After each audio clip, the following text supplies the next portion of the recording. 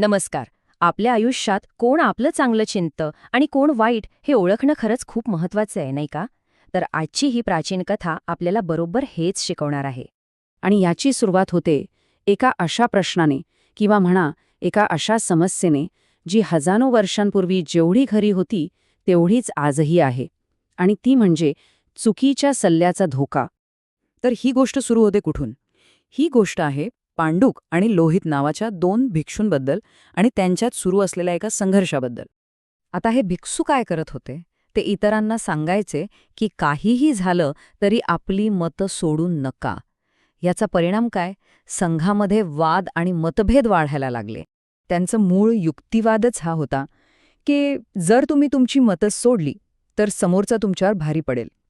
म्हणजे बघा, हा सल्लाच असा होता की जो एकी निर्माण करण्याऐवजी फूट पाडण्याचं काम करत होता.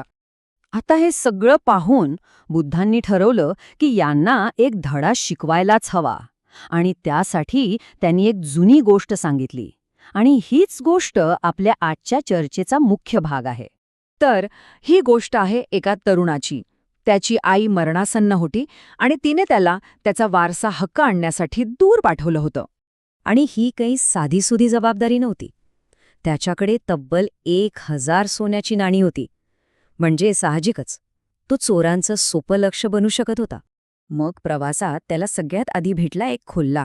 पण गंमत म्हणजे तो कोल्हा म्हणजे दुसरं तिसरं कोणी नसून त्याचीच आई होती. हो, आपल्या मुलावरच्या प्रेमापोटी तिने पुनर्जन्म घेतला होता आणि त्याला पुढच्या धोक्यापासून वाचवण्यासाठी इशारा देत होते. आणि इथेच कथेला एक वेगळं वळण मिळतं.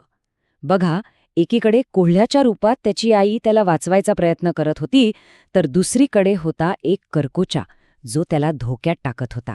एकीकडे होतं प्रेमळ संरक्षण आणि दुसरीकडे होता शत्रूचा विश्वासघात. पण त्या तरुणाने काय केलं? त्याने या संकेतांचा अगदी उलटा अर्थ लावला. त्याला वाटलं, वाह, हा तर शुभ पक्षी आहे, माझ्यासाठी हा एक चांगला शकुन आहे. आणि या भ्रमात त्याने आपल्या आईला म्हणजे त्या कोल्ह्याला हकलून दिलं आणि त्या धोकादायक कर्कोचाला मात्र शुभ मानलं. बरं, मग पुढे काय झालं असेल? त्याचा हा गैरसमज दूर झाला का? हो, झाला, पण तो दूर केला एका अशा व्यक्तीने ज्याची आपण कल्पनाही करू शकत नाही. झालं असं की तो तरुण सरळ 500 चोरांच्या टोळीच्या सापड्यात अडकला. पण त्या चोरांचा जो सरदार होता, जो बोधिसत्व होता, तो काही साधासुधा चोर नव्हता. त्याला सगळ्या प्राण्यांची भाषा कळत होती. आणि त्या सरदारानेच त्या तरुणाचे डोळे उघडले. तो म्हणाला, अरे, ज्या कोल्ह्याला तू शत्रू समजत होतास ती तुझी आई होती आणि ज्या कर्कोच्याला तू मित्र मांडलंस तोच तुझं वाईट चिंतत होता. म्हणजे बघा, त्याला खरं ज्ञान मिळालं कोणाकडून?